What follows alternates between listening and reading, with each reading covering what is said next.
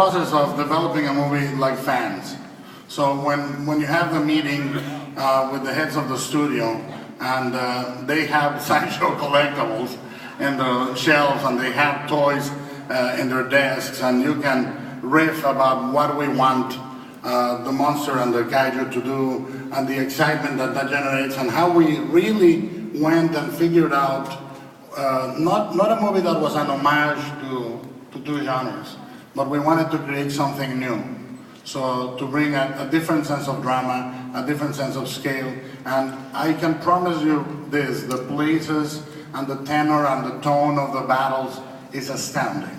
But at the same time, what we wanted to very much showcase forefront, it was humanity, the emotion of being there.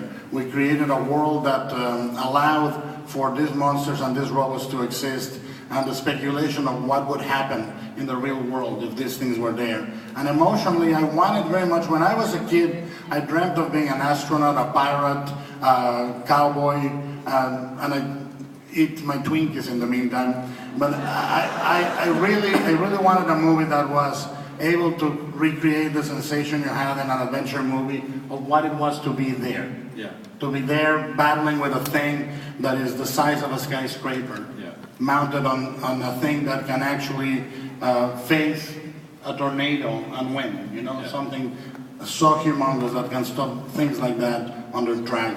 And I hired a group of incredibly talented designers, all of them, Wayne Barlow, Guy Davis, Francisco Ruiz Velasco, everybody was a fan of monsters and robots. And we all locked ourselves in very adjacent rooms, and we played. We played and played until we created the world of the movie.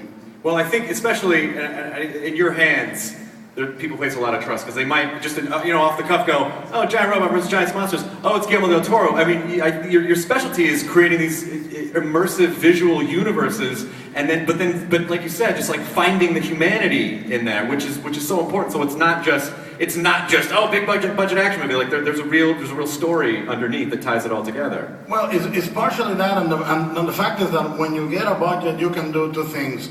You can get crazy or lazy. You know, and I chose to be as crazy as I could. Yeah. And I demanded from the designers, the technicians, the actors, and everybody else to give us 110% and not rely on any resources.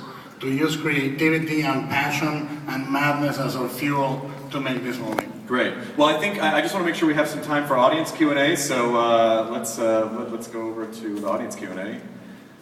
There it is. Oh, no questions. All right.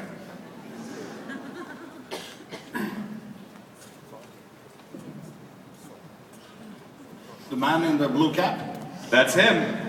Hey, guy, what's your name? What's your question? My name is Joe, and I've been watching kaiju films and giant robots all my life, so thank you for doing this. Thank you.